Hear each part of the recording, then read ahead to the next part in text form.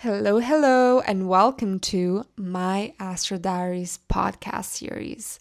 I'm Ange, Western Tropical locational astrologer, and I am so excited to finally be here sharing this space with you. I like to think of this podcast as my personal Astro Diaries, a place where I can talk about astrology, travel, wellness, and about the journey of finding the places and the people where we truly belong to. So, let me start by introducing myself. My sun is in Scorpio at 16 degrees, my moon is in Aquarius at 28 degrees, and my rising sign is in Cancer at 29 degrees, making the ruler of my chart my moon in Aquarius. This podcast is also about my practice of training and working with my afflicted Mercury, to be honest with you. I have my Mercury conjunct my Pluto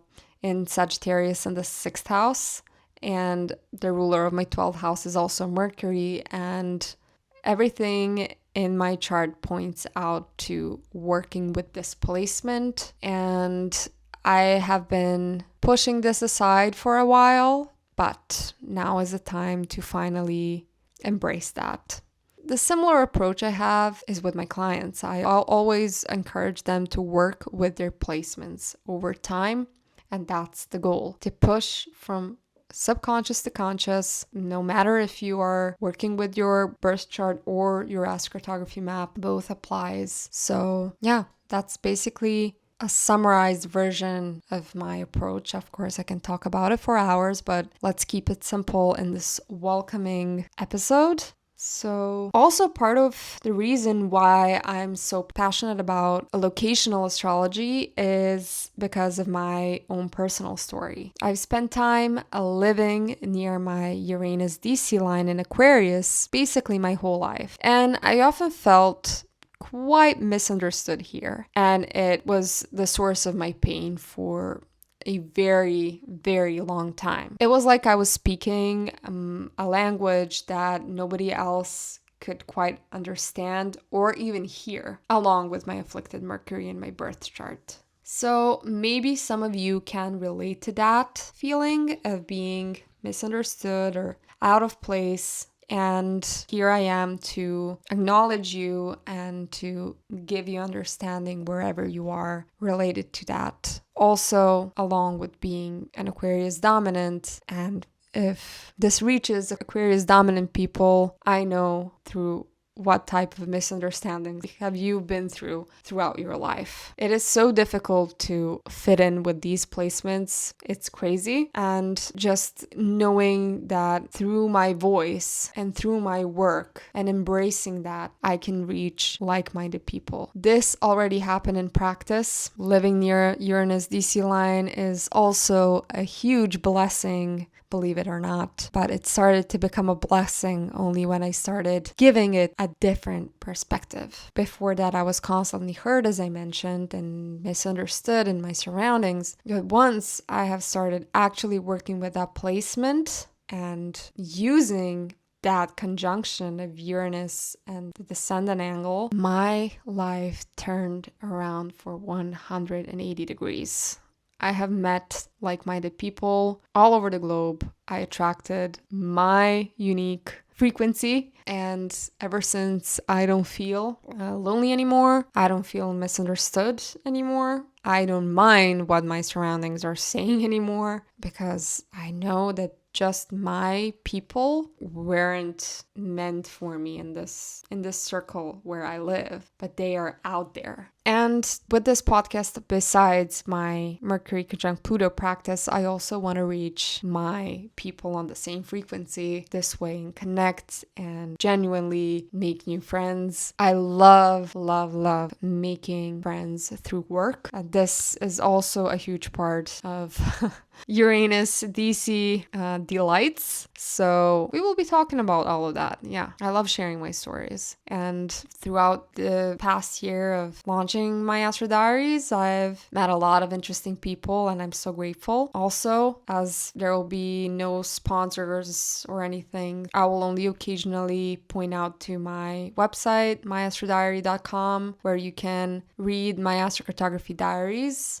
if you prefer written diary entries, and you can also book a reading with me either through a written booklet, personalized booklet, or a 90 to 120 minute recording. And also I help moderate a Facebook group called Locational Astrology and Astrocartography. It has over 50,000 members, and it's a beautiful space where people share their astrocartography stories, ask questions, and connect with professional astrologers for readings. We do moderate carefully and we don't gatekeep anything. You can always ask us for help, and there is no hierarchy. I personally don't believe in anyone owning astrology or acting as a owner or being the leader and the expert and all of the LinkedIn sayings. LinkedIn is like the social media that gives me straight up anxiety the same second when I enter that website. And it's crazy. I deleted LinkedIn because I don't need it anymore since I started My Astro Diaries. And whenever I want to stalk someone on LinkedIn, when like searching on Google and stuff, man, once I enter it, it automatically, without my permission, starts signing me in. And I deleted my account. Like, it's insane. It's really something so bad about that space on the internet. It stirs the same emotions to me like the dark web. It's the same vibe, and I hope somebody agrees with this because and I wanted to like start a business once, and I needed to post on LinkedIn. This was before My Astro Diaries, and it miserably failed, and yeah, because it was nothing aligned with my birth chart. I was posting on LinkedIn every day, and I went into full-on depression that summer. That was crazy. LinkedIn, never again. So you will never find me there. So yeah, leaders, experts, owners, being the boss of locational astrology. Dude, we're all gonna die sooner or later. The goal is to spread out the message and to educate others the right way. There's like so much misinformation out there. There's no time being, LinkedIn ish about it.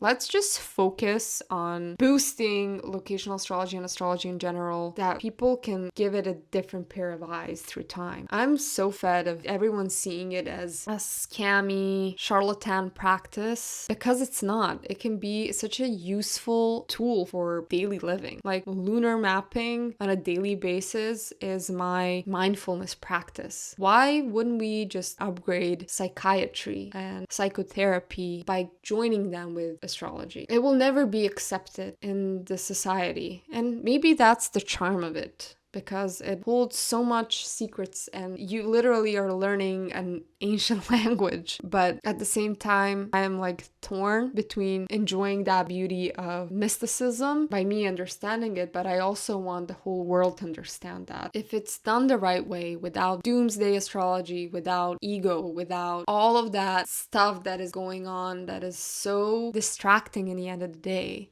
we can help humanity on another level. I'm certain of that because it changed my life for the better after having so much highs and lows in life. And all in all, Pluto, along with that Mercury. As I said, I have Mercury conjunct Pluto, so Pluto is also squaring my ruler moon. So I've been through a lot, but astrology helped me tremendously. It's the best practice, and I just want people to give it a chance. But if you are going to preach bullshit on some reels and just saying, Venus line, if you travel to your Venus line, you are going to find the love of your life and stuff like that, it's never going to give any, nobody's going to take it seriously. People are using pop astrology for fun, but it shouldn't be only for fun. It's okay if you start learning, just acknowledging it and using it for fun first. And I am a big supporter of learning through play, But when it just stays on that level, it's really disheartening when I see it. Or when people become very codependent of their astrologers, it's not a good thing. It's, yeah, very disheartening. That's why I'll always, in my readings, try to guide people and to let them know that I am here to help you on the road and not for you to like be codependent on me and just think highly of me because I know what's going to happen. I don't know what's going to happen. I'm here to give you another perspective and help you out. Basically, that's all. So when everyone would just use independently, God knows how many people will get healed, and God knows how many family dynamics would be healed. I often think about that. Maybe it's that afflicted Mercury, but maybe it's just my moon. I don't know.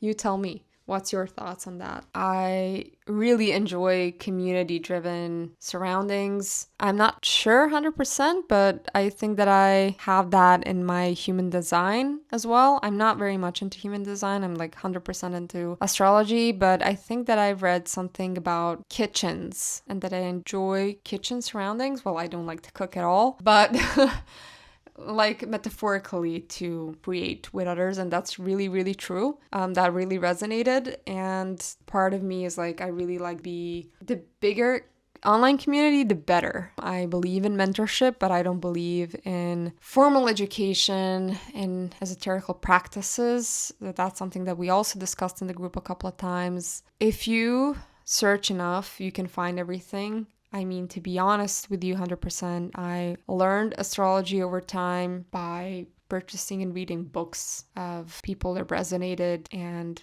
through my own practice and trial and error. So there was no some magical school or surrounding or anything. It's just me, myself, and I through time, past, present, and future me. And I'm so glad that it's in this direction simply because I think that me having a beef with formal education after studying for so many years, going to so many schools, and to be honest, I would never do it again. But that's a topic for some other time. So here I am sending out a signal, like in a movie Contact, if you watched. Like, that's the best movie ever, and I cry every single time. If you're a lunar Aquarian, I am 100% sure that you will love that movie. And when they find that signal, after so many years of searching, they found that signal that they thought that was alien contact, and it changes everything. That's what I'm trying to do here. I want to send out a signal to the universe, and let's, for the sake of reason, talk about nothing but pure truth about astrology. Because we all know that astrology had its ups and downs in history, so it's time for other civilizations to find out the pure truth. Thank God now we have technology, so let's use it properly to send out that signal together. I can talk forever, but yeah, I think I gave a very good scope of what's going to be around here. I won't have any like specific schedule, like we are posting on Wednesdays. I have no idea what's going to happen on the next Wednesday, so don't expect that from me. Maybe I will post now and then I won't for a while, but yeah, the goal is to post regularly because I have to work with my 6th house Mercury. Yeah. I know I need to remind myself on that, but I don't know. This is just the test phase. Maybe this will be filmed again. Maybe not. Maybe I will keep it this way. I just want to make it raw as possible because that's actually who I am. I will maybe, if I feel that way, post just my daily diaries here, my daily Astro Diaries. I mean, I have like so many interests. If something clicks in my mind, I should just talk it out. Maybe that's the best practice. Yeah, I like figuring things out on the go. So yeah, I should stop right now. Let's build a community, let's find resonance, and let's just share light as much as possible. That's the goal. Thank you for being here, for listening to this very first episode or very first rambling straight from my brain and you getting to know me, and for walking with me into this experiment, this diary and this signal I'm sending out. My hope is that you'll hear something here that makes you feel less alone and more inspired, and of course, more connected. I can't wait to see where this takes us, and together, as fellow travelers of both earth and sky. Well, that's that. I'll close this first episode, and that's about it. Is it done this way? I have no idea, but sending you a lot of blessings, and see you soon. Bye.